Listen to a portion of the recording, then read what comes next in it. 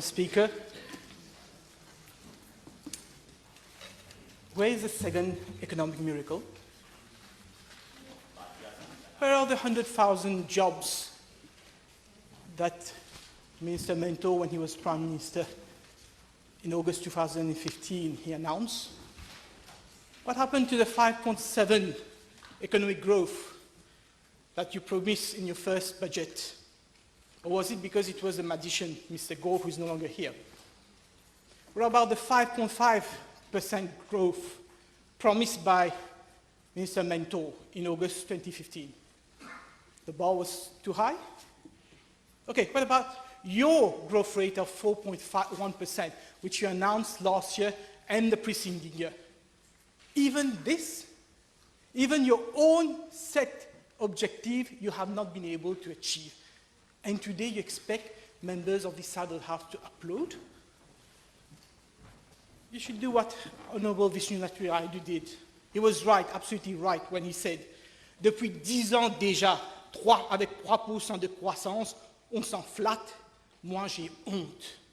You should all be ashamed of yourself. At least he had the decency to resign, because he said that we were going to have 5.7% growth. He underachieved. He left paquet, he goes. Where are the 10,000 social housing units? Yesterday, the Honourable Minister confessed that this government since 2015 has been able to only deliver less than 2,000 housing units, 995. And in this budget, you will construct 6,000 more housing units. And you're not even making provision, not even one single rupee in this budget for the construction of these 6,000 housing units. At page 333 of your budget estimate, you only mention that 6,000 housing units will be constructed through private participation in public sector projects. Private participation. Where are the private participators? And you want us to take this government seriously? Honourable Minister of Public Infrastructure is not here. I would have asked him, where's the ring road with his double tunnel? He went to the Korean expert to show one tunnel would not be enough. He was going to construct a second tunnel. What happened to the A1 M1 bridge linking Sorèze to Coromandel? He's so ashamed of lack of progress. He's so ashamed that he's lumped this item with estimate together with Jumbo Phoenix roundabout. Order. And he will have the time to come and explain whether geothermal studies had been carried out properly, whether they can do the piling that they're supposed to do. This is the reason why this bridge has not yet been constructed. And I'm not going to even mention Terre Rouge Verda. Where's your fishing port? Where's the port which was supposed to link Grande Rivière Nord-Ouest to Baie du Tombeau? What happened to your pledge of delivering water supply 24/7?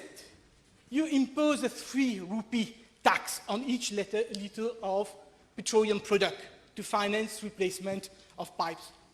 And 5 years later, you're still unable to deliver water 24/7.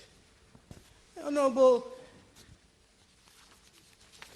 Jumai mentioned Rivière des Anguilles Dam. 5 years now, 5 years. And what are we doing? We are still at design stage.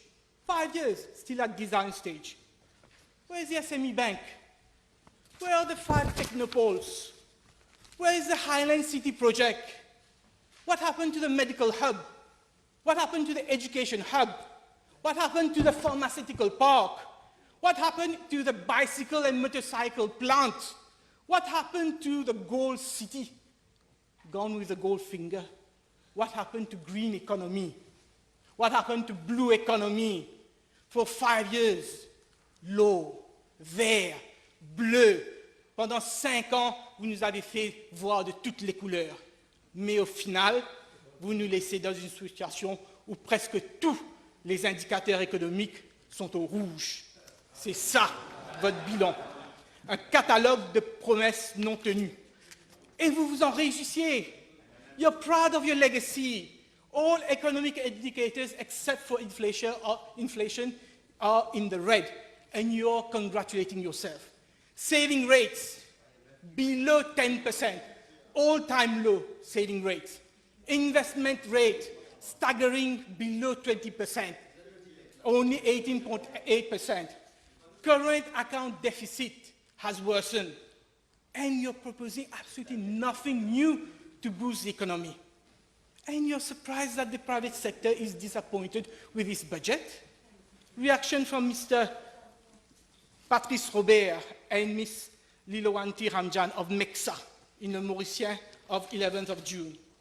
L'industrie manufacturière à l'exportation avait besoin de mesures fortes pour sa transformation. Les opportunités sont là, mais malheureusement, on n'a rien entendu. Nothing. Nothing also on the sugar industry. We're only told that now, after 5 years, we're going to rush to the World Bank to save us. And I'm not going to even comment on the financial sector. Apparently, you think that we don't have harmful tax practices.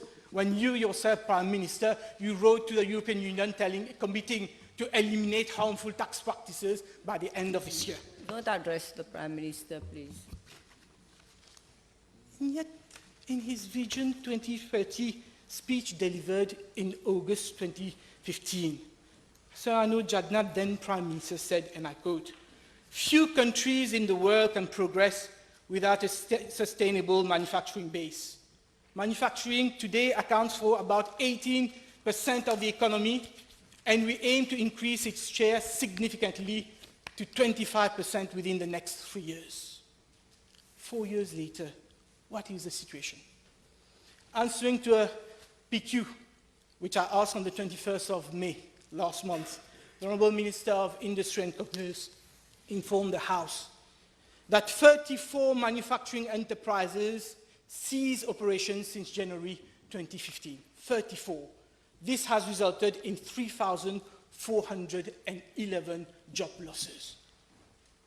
You announced 5,000 new jobs in the manufacturing sector. 4 years later, 3,411 job losses, and the situation is worsening. Budget deficit is maintained as 3.2% of GDP. But who trusts this figure, Madam Speaker? It does not include expenses paid out of the special funds. It does not include expenses incurred by your special purpose vehicles. After all, the hallmark of this government has been to create special purpose vehicles to stay away from budgetary control of this House. We have seen it for Metro Express, SPV by State Bank of Mauritius. We have seen it with Safe City Project, SPV by Mauritius Telecom. We have seen it with the underwater cable, SPV by Central Electricity Board. Why do you hide behind these SPVs? Why can't you tell the nation how much actually was spending? Why are we cooking up the books? Why so much window dressing? Why understate budget deficit to hide poor fiscal stewardship? And those advisors who are encouraging the government to use these horrible devices are certainly not doing a favor to their country. The population has the right to know what is the actual public debt figure, because at the end of the day, it is not us, Madam Speaker, it is our children, our grandchildren who will have to foot for these hidden debts.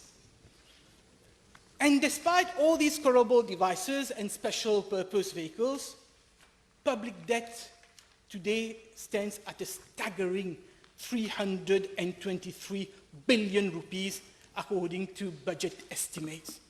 And the Honourable Prime Minister did not even have the nerve to state in his budget speech what was the actual public debt figure. We've had to dig it from the budget estimate.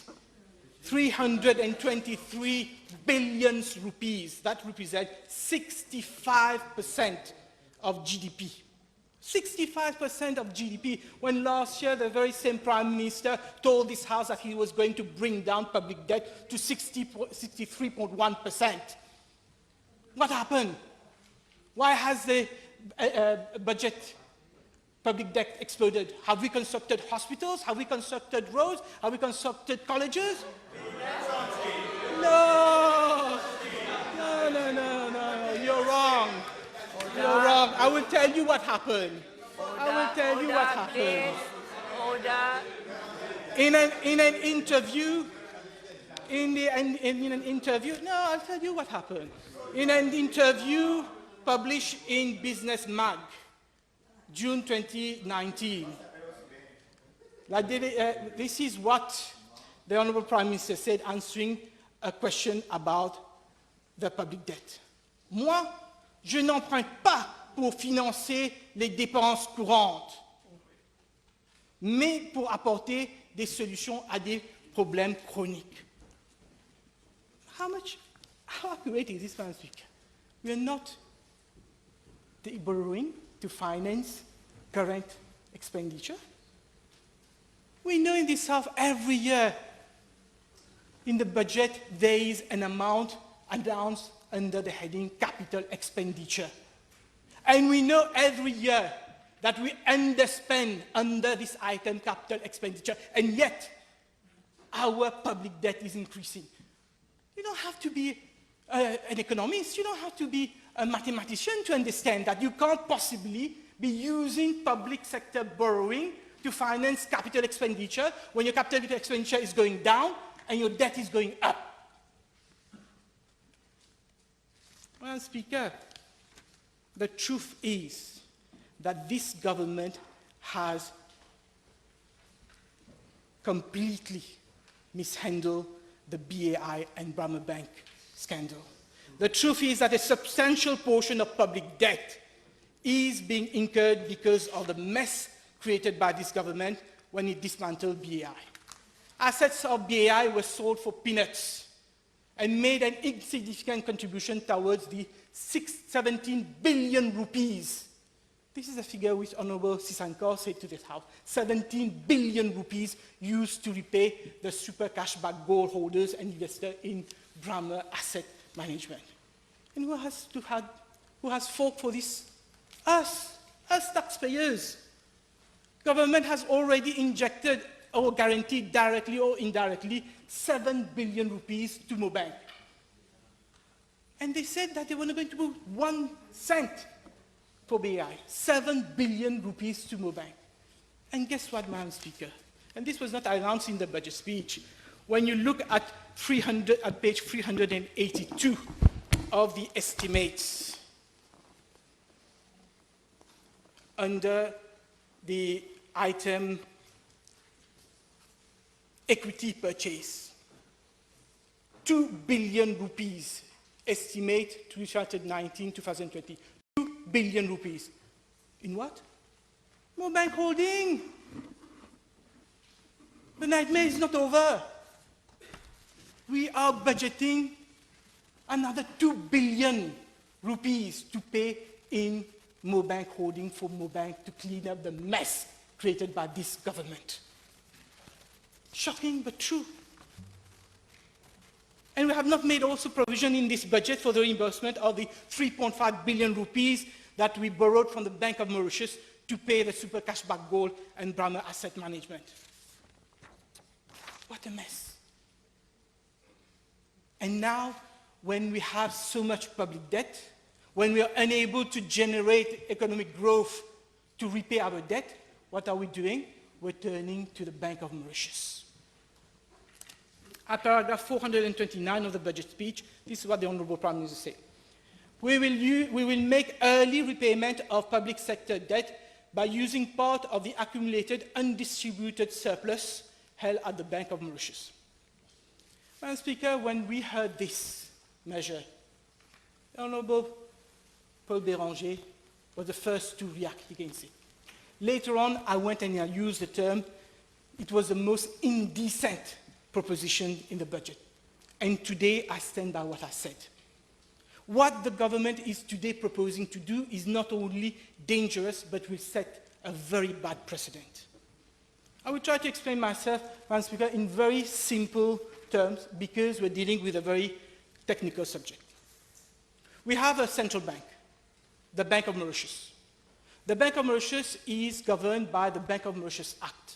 The Bank of Mauritius Act tells you what are the functions of the bank, what are the objects of the bank, what the bank can do or cannot do. So the bank cannot do anything that is outside the four corners of that Bank of Mauritius Act. Now, the Bank of Mauritius Act tells the bank that you have to maintain two reserves. One general reserve fund and a special reserve fund. In the general reserve fund, you will put your profit. What is your profit? For example, the Bank of Mauritius, they hold accounts in foreign currency. You have bank deposit in US dollar, you have bank deposit in pound sterling, in euros. These deposit earns interest, so you're getting income. Or you're investing in instrument, you're getting income. So this net profit of the Bank of Mauritius, the law requires that they keep 15% of this profit in the general reserve fund. And the balance, 85%, they can transfer to the consolidated fund. But they can only transfer to the consolidated fund subject to retaining a minimum equivalent to the stated capital, which is currently 2 billion rupees. So effectively, what the law says today, whenever the central bank makes a profit, it has to keep 15% for itself, and then any amount in excess of 2 billion, it can distribute to the central bank. Now, the problem is that the central bank has not been making profit. Last year, the central bank made a loss of 587.2 million rupees. And in its annual report, the Bank of Mauritius stated, and I quote, that was the latest annual report, "It must be noted that the bank has since financial year 2014-2015 been making losses, except in financial year 2016-17, where it exceptionally made a net profit of 561.1 million rupees as a result of the disposal of some financial instrument."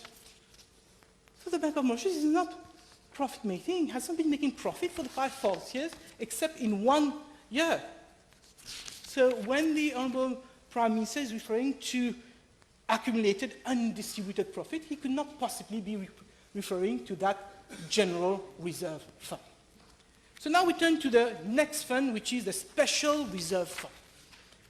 Now, what is this special reserve fund? Whenever the Bank of Mauritius, it has assets in foreign currency. Let's say it holds bonds in US dollar.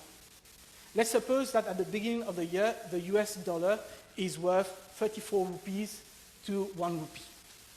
Let's say the rupee depreciates. At the end of the year, the dollar is now worth 35 rupees for $1.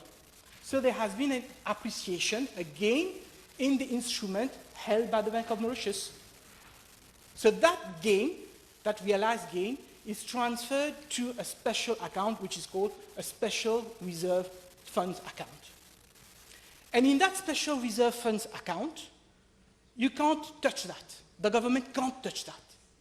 Section 47, subsection 5 of the Bank of Mauritius provide that you can use this fund in only 2 circumstances.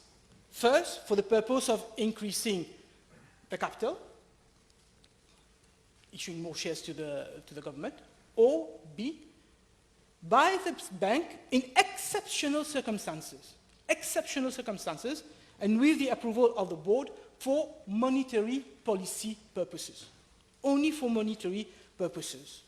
So you cannot, as the law stands today, Madam Speaker, transfer funds from that special reserve fund to repay the debt of the government. You cannot transfer funds from that special reserve fund account to the consolidated fund. This is the law as it stays here. And I must say, it is rightly so. Why? Because there's a reason why we have this fund. These funds are used by the central bank to intervene in the money market, to mop up excess liquidity. to stabilize the rupee. If the rupee is going up or is going down, they use this fund to stabilize the rupee. Therefore, it is quite shocking, Madam Speaker, when I came across the communiqué issued by the Bank of Mauritius on the 12th of June 2019. This is what it read. Following media reports on the use of the reserve of the Bank of Mauritius in the context of the budget speech 2019-2020, the Bank of Mauritius wishes to inform members of the public that it is an acceptable international practice by central banks to hold official foreign exchange reserve in support of a wide range of objectives, including inter alia, to assist government in meeting their external debt obligation. I say it is shocking, Madam Speaker, because when you read this communiqué, you would think that the Bank of Mauritius has the ability. It is an acceptable international practice to assist governments in meeting their external debt obligation. But it is not the case in Mauritius. The Bank of Mauritius is governed by the Bank of Mauritius Act. So this communiqué is not only misleading, but it is totally illegal, because as at today, the law has not been changed. So as at today, the Bank of Mauritius cannot say that I'm going to use my reserve to bail out this government. They can't do it. And this is contempt of Parliament. Even before an act of Parliament, a bill has been presented to this House and debated, the Bank of Mauritius is already telling you, we can do it, we can do it. And it is shocking because, Madam Speaker, under Section 3, subsection 3 of the Bank of Mauritius Act, this is what the law says. Subject to this act, the bank shall, in the pursuit of its objects, perform its function independently. It is a statutory requirement. The central bank must perform its function independently. You may have political nominees at the helm of the Bank of Mauritius. It's always been the case. We've always had governors appointed by government of the day. But they acted independently as required by law. If they are unable to act independently, if they act as rubber stamp for the masters of the day, they're acting illegally, they should resign. But that is what happens when you have the kitchen cabinet controlling institution as important and guaranteed by law. And then you're surprised that there is an uproar, both by economists and the public in general. Madam Speaker, I'm not saying that central banks in other countries cannot advance money to help their government. But they can do it only if the law allows them to do so. And I'll give you 3 examples of incidents that happened this year. The first one is in India. In India, the government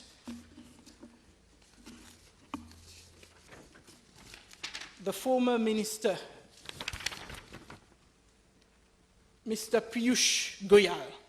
Mr. Piyush Goyal said, and I quote, "The government is of the view that the capital reserve held by the Reserve Bank of India are among the highest in the world and is not being put in good use.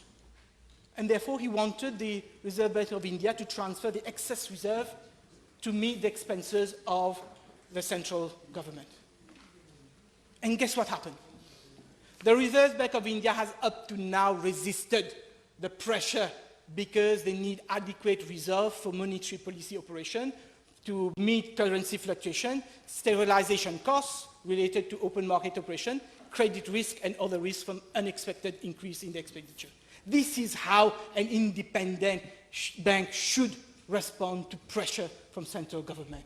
Go and take lessons from India. Not rubber stamp whatever the minister of the day tells you just because you want to get a ticket in the next election. In Turkey, again, the government tried to put pressure on the central bank. The government needed to transfer 40 billion liras from the central bank legal reserve. And again, the Central Bank of Turkey put up a resistance, and the government of Turkey last month had to abandon its plan to tap in the central bank's reserve. In Sri Lanka, the situation was different. The economy was in a dire state, and the central bank had to assist the government with its financing need, and I quote, due to the delay in receiving expected foreign currency financial arrangements in January. So the government was not able to secure foreign money to repay its debt. The central bank has to intervene. But even then, in a communique issued on January 16, 2019, this is what the Central Bank of Sri Lanka said. The Monetary Board has acceded to the Treasury's request in the national interest and under exceptional circumstances. And even when they did that, they were criticized by the International Monetary Fund, who refused to disburse money. And the IMF made it clear the Central Bank of Sri Lanka needed to make a concerted effort to repair its low reserve buffers before IMF will disburse funds. So, Madam Speaker, even in countries where domestic law allows central bank to transfer funds to central government, they would only do so in exceptional circumstances. I need to point out, Madam Speaker, because listening to some members on the other side, there is a confusion. We're not talking here about a situation where the government asks the Bank of Mauritius to provide lending facility, advances, to another bank or another entity. The bank has the power to do that, and recently we did it in the case of to finance the Super Cashback Gold and Brahma Asset Management. This is done. The law also permits the Minister of Finance to ask the Bank of Mauritius to invest in specific projects for economic development. This is in section 6(1)(y) of the Act. The Bank of Mauritius, with the approval of the Minister of Finance, may subscribe for shares in any company set up for the purpose of facilitating economic development. So, the Honourable Prime Minister, as Minister of Finance, could have asked the Bank of Mauritius to, for example, acquire shares in Metro Express or Safe City or another company. The bank would then have to decide, the board will decide independently whether it is in their interest to do so or not, but the power was there. But nowhere, Madam Speaker, nowhere does the Bank of Mauritius Act allow the Bank of Mauritius to use its reserve to repay public debt. Now, when I look at the estimates, the Honourable Prime Minister is budgeting 18 billion rupees to be paid by the Bank of Mauritius to repay the government debt. However, Madam Speaker, when we look at the current accounts of the central bank, that is last year's account, we'll see the balance on the general fund is 2.68 billion, balance under special reserve fund 13.4 billion, which made a total of 16 billion. Now, as I've mentioned, 2 billion, you can't use 2 billion out of it. So essentially, under the General Reserve Fund, you have only 600 million. So where will the bulk of the money come? From the Special Reserve. Now, how would the Special Reserve make a profit? There's only one way. It will depreciate the rupee. It will depreciate the rupee so that it can make a realized gain and show that it has a lot of money in its special reserve fund. So this is depreciation. We're back to the 80s. We're back to devaluation. This is what this government is telling us. It's telling the Bank of Mauritius depreciate the rupee so that you can make a realized gain in foreign currency and use these 16 billion rupees, 18 billion rupees, and pay me so that I can pay my debt. And they are uploading this measure. Speaker, each intervener on the other side make reference to the unemployment rate. They all congratulated themselves because of this decrease in the employment rate.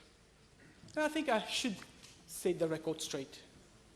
According to figures published by the Statistics Mauritius. Official figures. I'm not going to use my own figures. Official figures from the Statistics of Mauritius. 2017. 2017. Number of persons in employment, 545,100 people. 2018, 1 year later, number of people in employment, 543,700. Honorable Rapporteur can help me here, but what it essentially says is that there are 1,400 persons less in employment. 1,400 persons less. So you're not creating job. No, you're not creating job.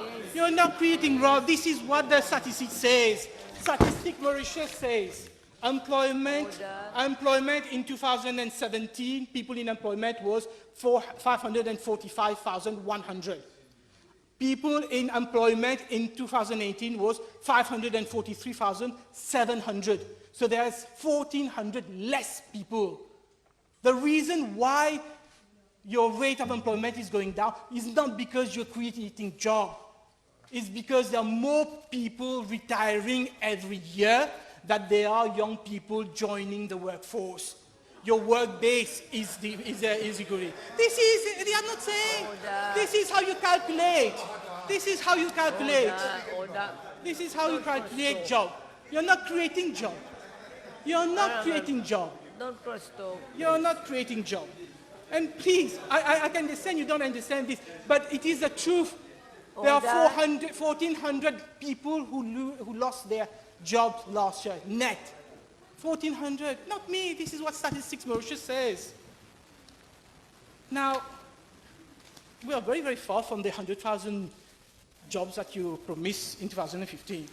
But more alarming, Madam Speaker, is the youth unemployment. The youth unemployment rate. Again, I will use the official statistics. Youth unemployment rate in 2018, 25.1%.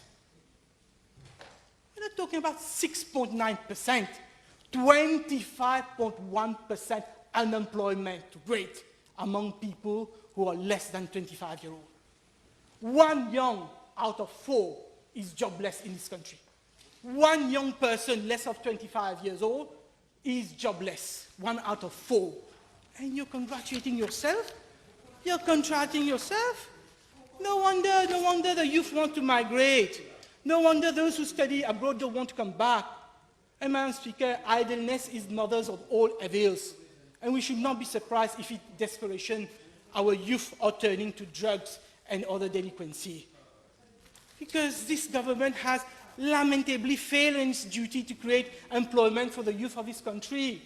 We have 25.1% rate of unemployment among the youth, and you're rejoicing at an overall unemployment rate of 6.9%. Very soon there will be the election. Very soon you're going to have to face parents who toil hard to get their children an education, who went through much sacrifice, who took loans to have their children get an education so that their children may have a better future than them. What will you tell them? Rejoice, rejoice, our employment rate is 6.9%. Yes, your kids must be sitting at home without a job, but who cares? We have reduced unemployment rate to 6.9%, even if 25% in your house.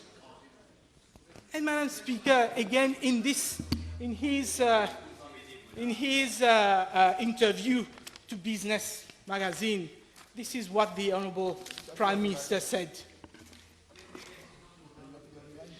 Le taux de chômage est à son plus bas depuis une décennie. En est un exemple. Je peux comprendre qu'on fasse de la politique, mais pas de la désinformation. Pas de la désinformation.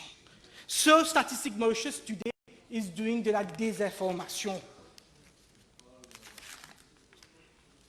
Because this is what Statistics Mauritius says in its report of May 2019.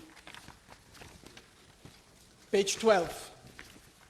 Trend in youth unemployment, 2008 to 2018. We're talking about the decade.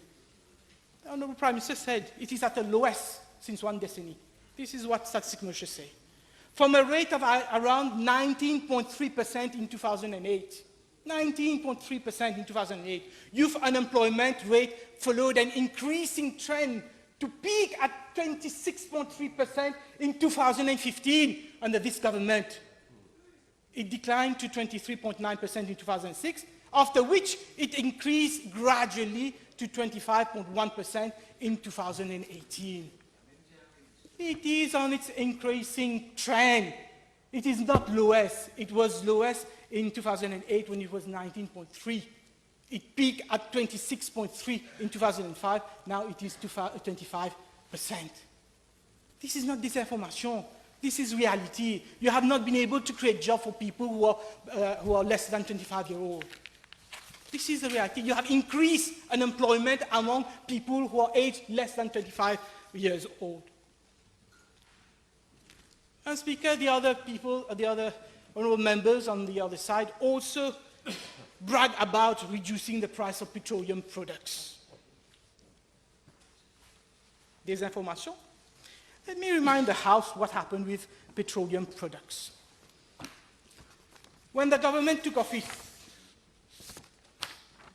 the last published price structure of petroleum product in December 2014. Contribution to Build Mauritius Fund was 1 rupee per litre.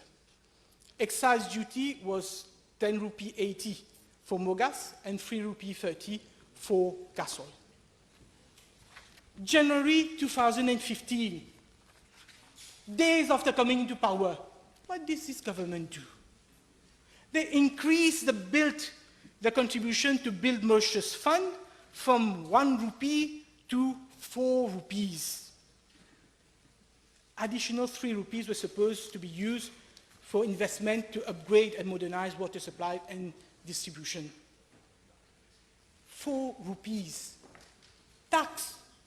Taxpayers' money. And then in budget 2017-2018, the Build Mauritius Fund was wound up, and these 4 rupees were passed on to excise duty. So that excise duty was no longer 10 rupee 80, it became 14 rupees 80 for mogas, and it became 7 rupee 30 for gas oil.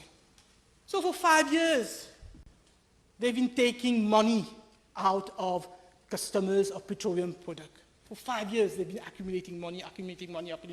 For 5 years, we on this side of the House, we've been telling them, please reduce tax, please reduce tax, please reduce tax.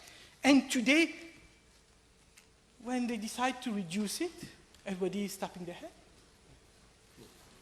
And they're not even reducing it by the 3 rupees they put. They're reducing it by only 2 rupees 60. Even then, they can't. They have to keep hold of these 40 cents.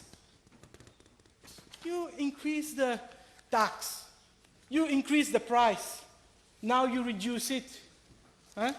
And you want us to congratulate you? Vous êtes même mes taxes, vous êtes même tia tax. And everybody is tapping, clapping. Yes, yes, we've reduced the price. We have reduced the price of petroleum product. And what about the LPG gas? LPG cooking gas. LPG cooking gas. Everybody also on the other side are bragging about we reduced LPG cooking gas, LPG cooking gas. Let me remind the House again. When they came into power in December 2014, contribution to subsidy on LPG, flour, and rice. There was 1 rupee 50 on each litre of mogas and gas oil. 1 rupee 50. What did this government do? They increased that contribution, that tax, that levy, from 1 rupee 50 to 2 rupees 70 on each litre. They increased the levy by 80%. They tax consumers 80%. And at the same time as they were taxing consumers, the price of LPG on the world market was crashing. But they did not reduce the price of cooking gas. Instead, what happened? The State Trading Corporation made a windfall gain and transferred billions of rupees to the government coffers. Last year in a PNQ, the Honourable Leader of Opposition dealt extensively on this. And in my budget speech last year, I also dealt with it. But the bottom line, Madam Speaker, is today when they are telling you that they are reducing the price of cooking gas, they're not doing us a favor because we've already charged for, they've already been paying taxes for that. We've been already taxing, they've already taxed us for 272 rupees 70 on each litre to reduce cooking gas, which they haven't done. And in any event, they're not reducing the price of cooking gas because they're developing growth and they have money. No. Because the price of LPG today is half of the price it was when they took office in 2014. Madam Speaker, with your permission, I would like now to make some comments on some of the intervention which we've had to listen, unfortunately, yesterday from members on the other side. Whether you like it or not, les élections sont derrière la porte. And it is with a sense of pride that I can say that it is thanks to us, the MMM, that we have election every 5 years.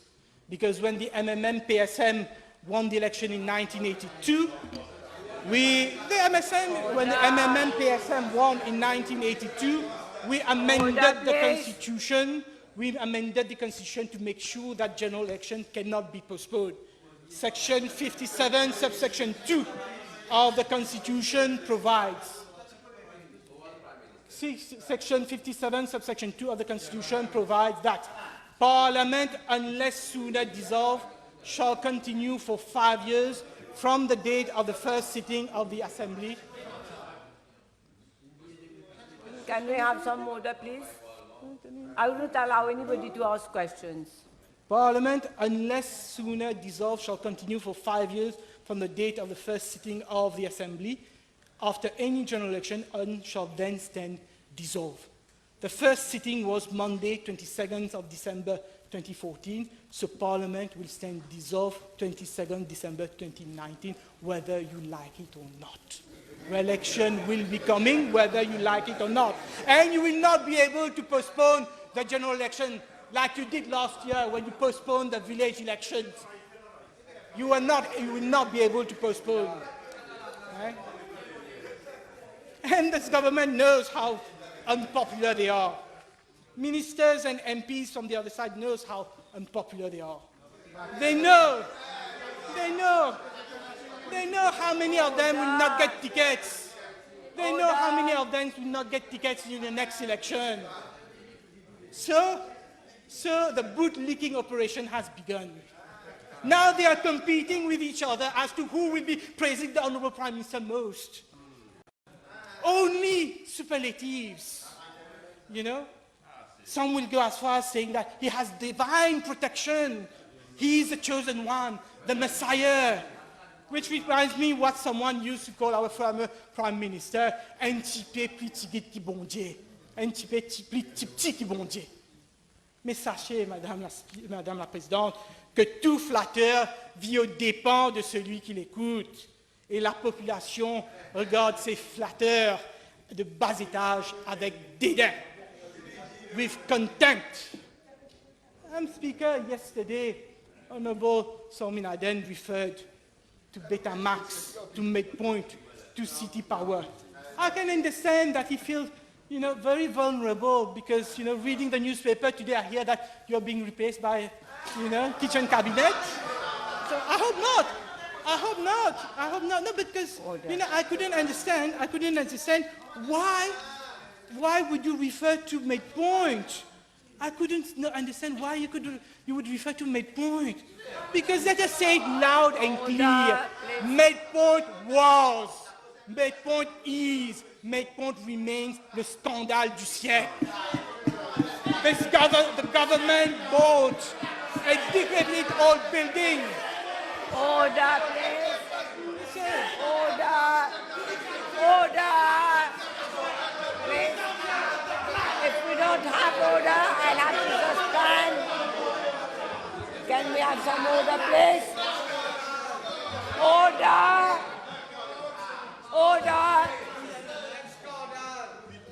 Please, proceed. Well, Minister, I wouldn't have said it. The Honourable Minister, he raised it. So I have to reply. He's raised it, so the population must be reminded what was the Mayport deal. The government bought an old building with its obsolete equipment for 144.7 million rupees when it was initially valued at 75 million rupees. The Honourable Prime Minister was a shareholder of Medpoint. He was a shareholder of Medpoint. His sister was a shareholder of Medpoint. His brother-in-law. I'll have to suspend. I'll suspend the sitting if you continue. I think everybody who has the floor should have a fair hearing. Please proceed. Yes, you were the shareholder, and there was a rush to complete the sale before the end of the financial year to avoid sellers paying capital gains tax. And today, what has become of Medpoint Clinic? What happened to the geriatric hospital which was supposed to be built there? The building is in such a bad condition that it cannot even be used for the cancer hospital. You're having to build a new building for the cancer hospital. Yes, Mr. Speaker, yes, Honourable Prime Minister. Yes, you are not found criminally liable. Good for you. I'm happy for you. I'm happy for you. Order, please sit down. I think that any member who has the floor is entitled to have a fair hearing. However, you should respect the fact that if there has been a decision from the Privy Council, I think everybody has to respect. Please. Madam Speaker, we are respecting the judgment of the Privy Council. I've just said that I'm happy for the Honourable Prime Minister that he has been, he had been clear of the criminal guilt. I'm happy for him. I'm very happy for you, Honourable Prime Minister. But the facts remain that your sister, your brother-in-law, has benefited by selling a building which was worth 75 million rupees for 144 million. And this money came out of our pocket. This is what we're saying. Jackpot, vous êtes même acheté, vous êtes même vendé. Oh, c'est toi qui nous as ôté. Let's go.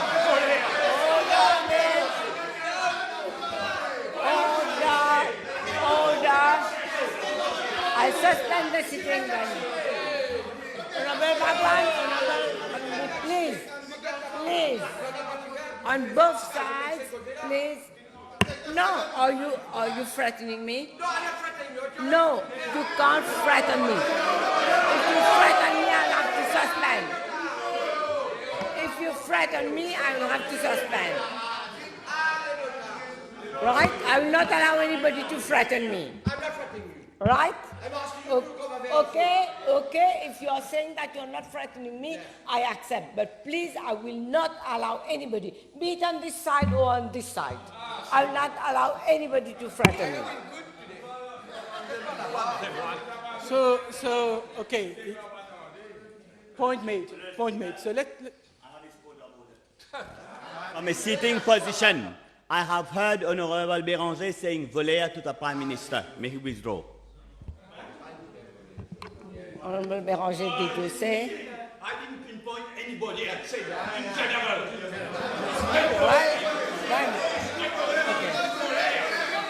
Okay, I will have to check and then I'll come back. Let's proceed with the debates. Later, I'll come back.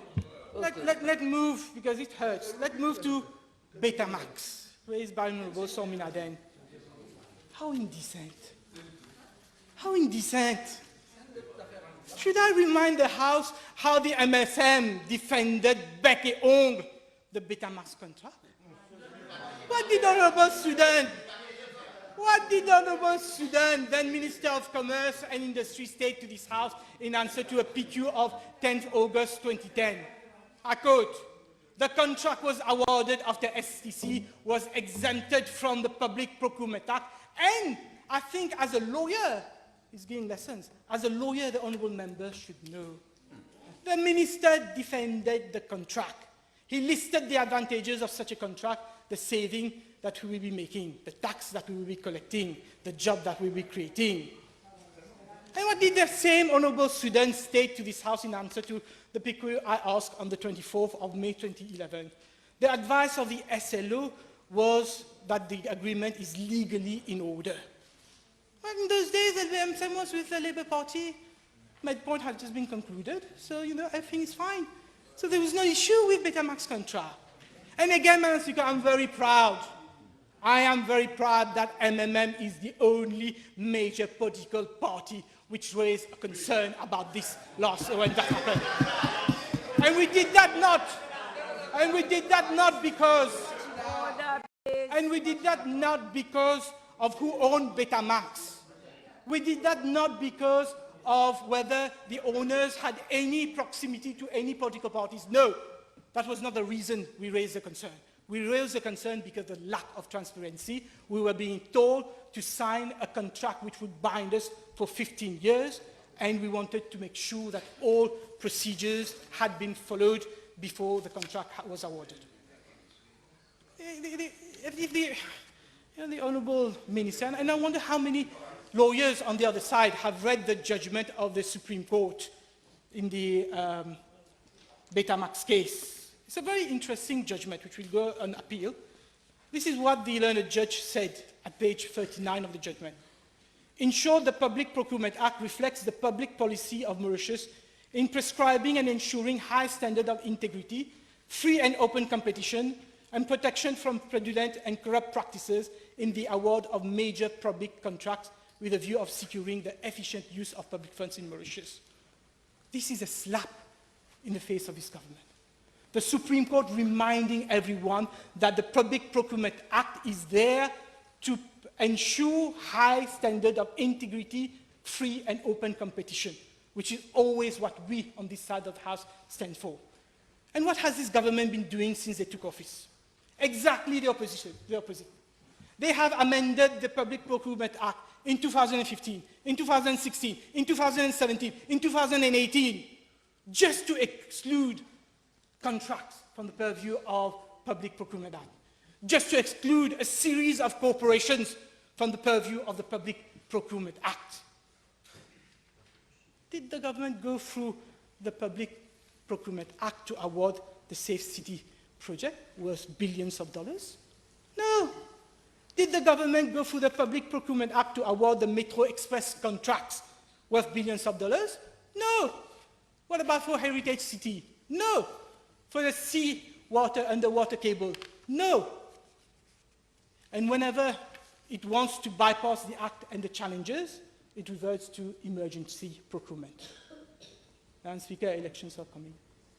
Elections are coming, and we, the MMM, today take a solemn pledge to the nation that tomorrow in government we will do a thorough examination of all those contracts awarded by this government that has bypassed the Public Procurement Act, and we will be merciless against those who have unduly enriched themselves at the expense of good governance.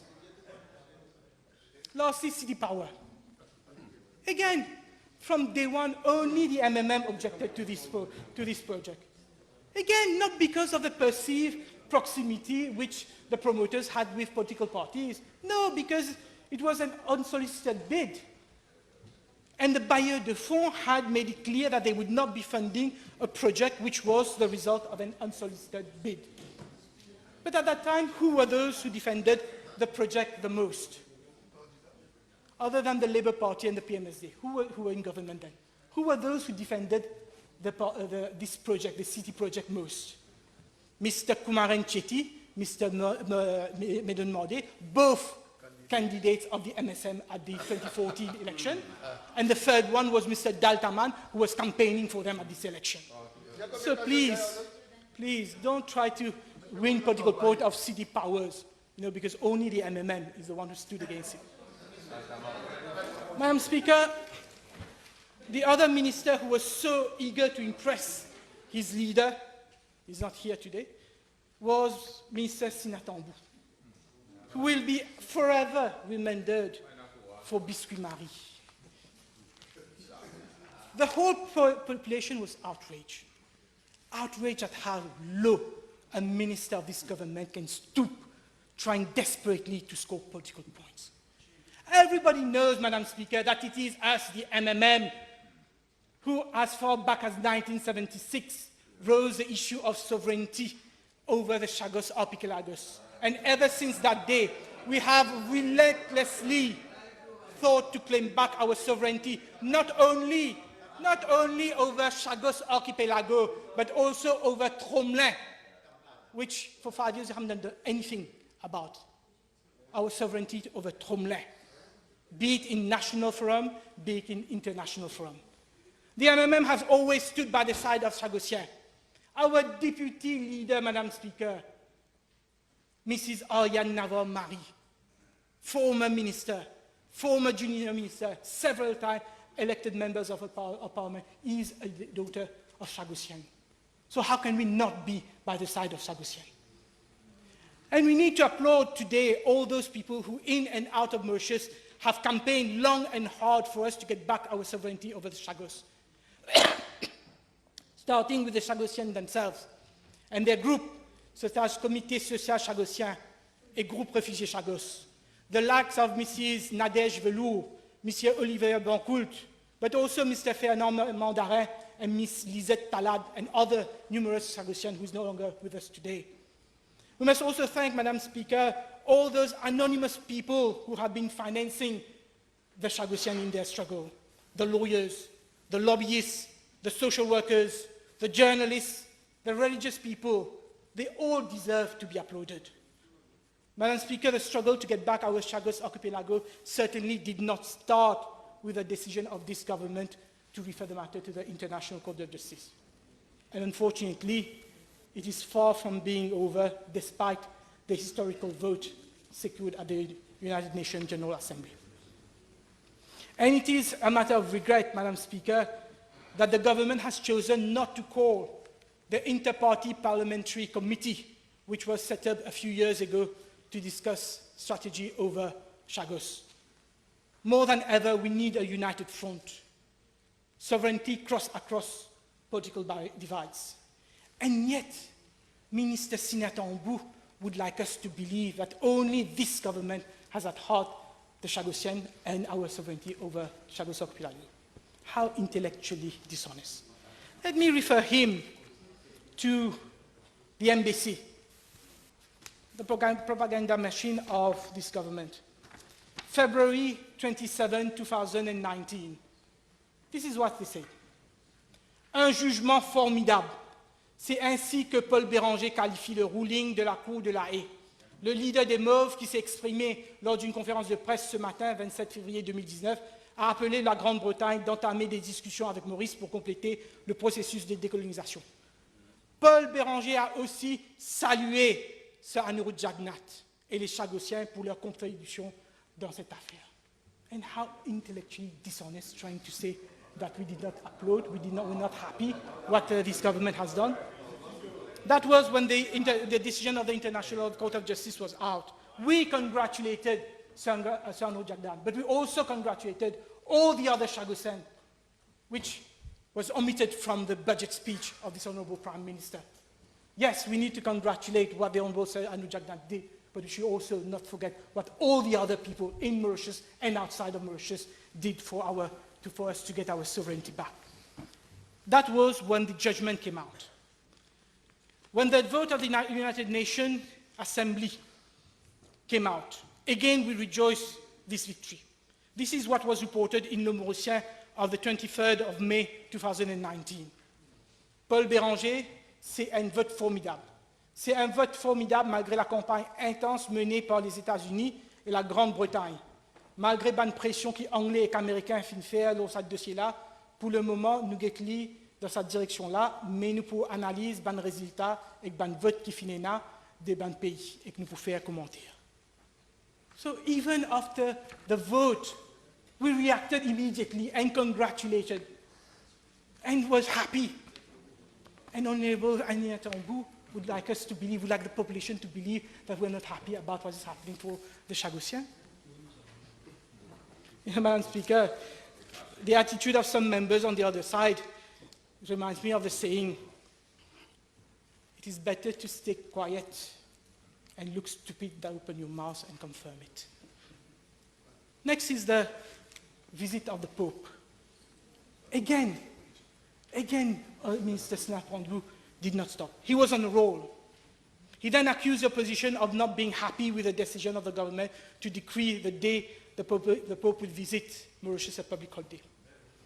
Let me remind the House what Honorable Béranger stated in the MMM press conference of Saturday, 30th of March 2019, on the very first public appearance he made after learning about the Pope visit. The whole recording, Madam Speaker, the whole recording of the press conference is on the Facebook page of MMM TV and can be consulted on anyone. This is what he said, and I quote, "Nous saluons la visite du pape à Maurice et aussi à Madagascar et au Mozambique, et nous sommes à Ban Ki-moon qui fin demander que le 9 septembre, le jour que l'Église catholique pour célébrer la messe à Marie-Reine de la Paix, le 9 septembre, décréter un jour de congé public." This is what we said as far back as 30th of March 2019. We joined, we didn't take credit for it. We said we joined our voice to all the others who before us have requested that the 9th of September be made a public holiday. Now that you know the truth, would you apologize? Would Honorable Minister Sinapandou apologize for his unjustified comments, for his motives, this improper motive that he has put on us? But maybe when he's apologizing, he can explain also why we, on the opposition, as far back as 30th of March, we have requested that this be a public holiday, but the government waited till budget day to announce it. Why? Because they wanted to score political points? How cheap. Madam Speaker, and I will end on this.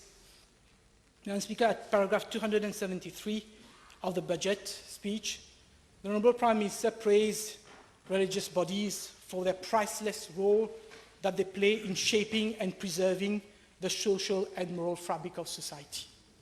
And he's absolutely right. And we pay tribute to all these social and religious organizations. But then, Madam Speaker, why is he silent about those who put national unity in jeopardy? Not a word about those arsonists who damage places of worship, those who damage temples, covils, churches, tombs, mosques.